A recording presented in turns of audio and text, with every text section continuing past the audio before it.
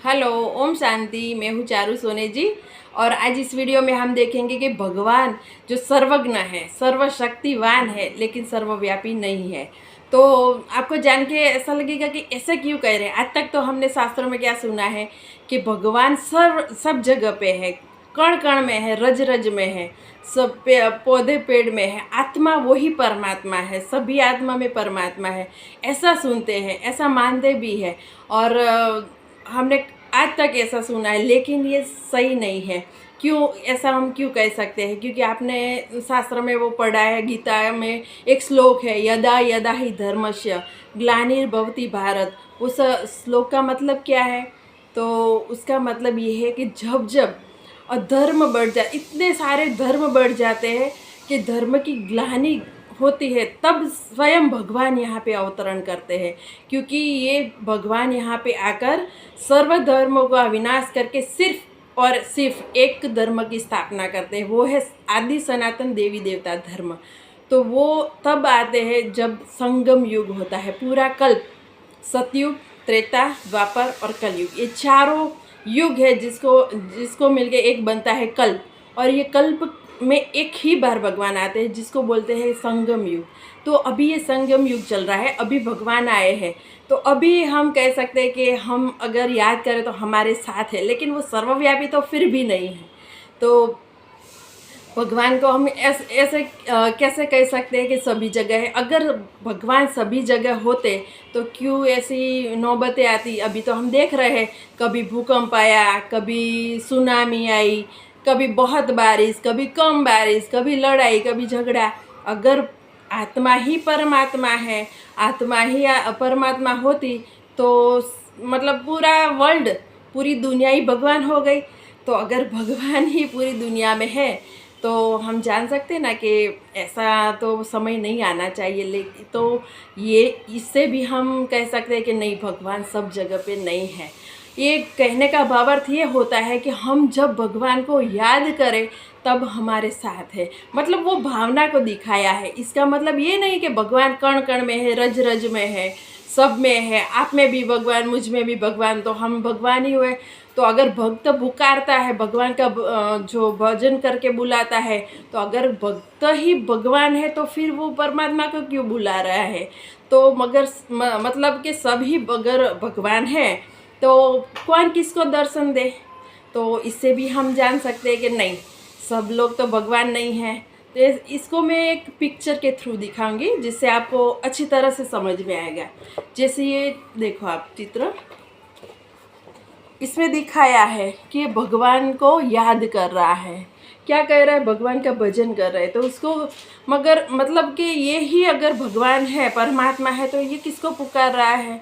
दूसरा चित्र है जिसमें एक इंसान दूसरे इंसान को मार रहा है, मतलब कि एक परमात्मा दूसरे परमात्मा को मार रहा है, ऐसा ही हम कह सकते हैं।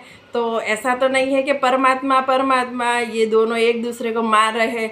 अगर ये भी परमात्मा होता, ये भी परमात्मा होता, तो एक दूसरे को तो मारते नहीं। तो इसका मतलब आत्मा आत्मा वो परमात्मा नहीं है। आत्मा वो एक परमात्मा का बच्चा है, लेकिन वो खुद परमात्मा नहीं है।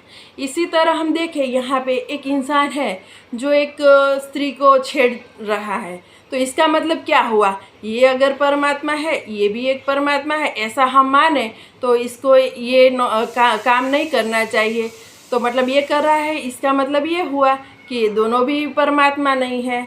और यहाँ पे देखें हम कि जैसे हम अग्नि की पूजा करते हैं, तो जिसमें जो भगवान है वो कभी किसी का नुकसान नहीं कर सकता।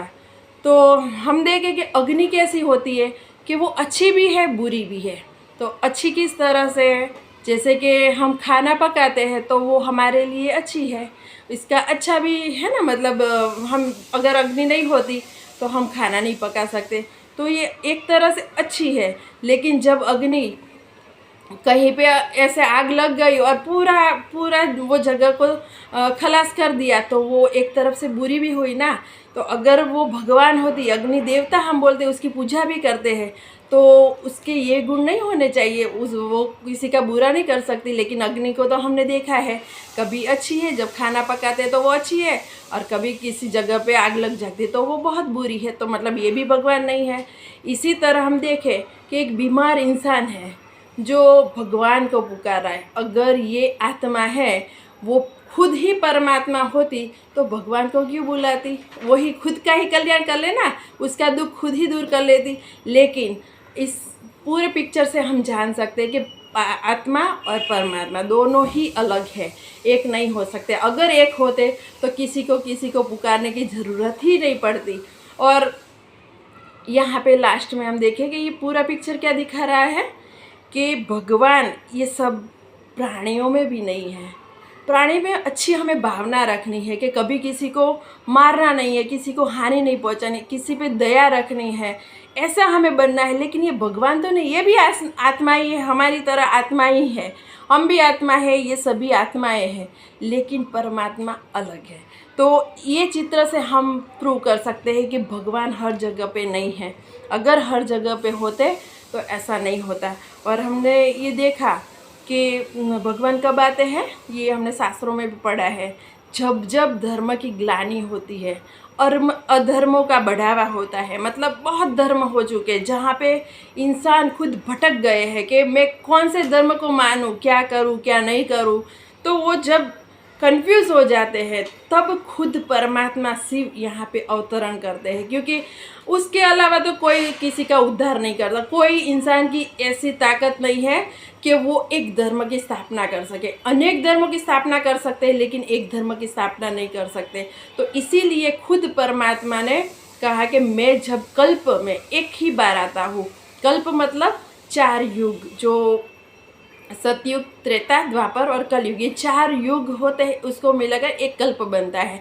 तो कल्प के एंड में जब कलयुग खत्म होने वाला होता है और सतयुग स्टार्ट होने वाला होता है, उसके बीच का समय जिसको संगम युग बोलते हैं।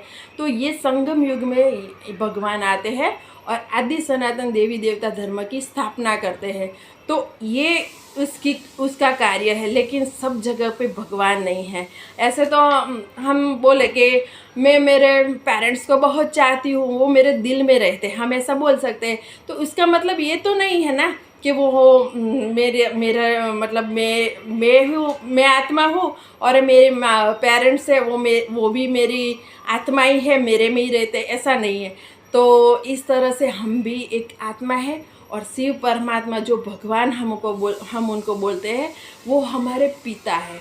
वो हमारी भावना है कि हम जब सब जगह पे हम उसको याद करें, हमारे दिल में रखें, मतलब हम उसको बहुत लव करते हैं। इसका ये मतलब हुआ। इसका मतलब ये नहीं कि वो सर्वव्यापी है। तो आपने जो मैंने बोला वो आप अच्छी तरह से समझ गए होंगे। और अगर आपको और भी इंफॉर्मेशन चाहिए तो आप जो भी एरिया में रहते हैं वहाँ पे कोई सेंटर होगा जिसका नाम है प्रजापिता ईश्वरीय प्रजापिता ब्रह्मा कुमारी ईश्वरीय विश्वविद्यालय, जहाँ पे आप जाकर और भी इंफॉर्मेशन ले सकते हैं। और आपने ये वीडियो देखा उसके लिए थैंक यू। कमेंट और शेयर ज़रूर कीजिएगा। ओम शांति।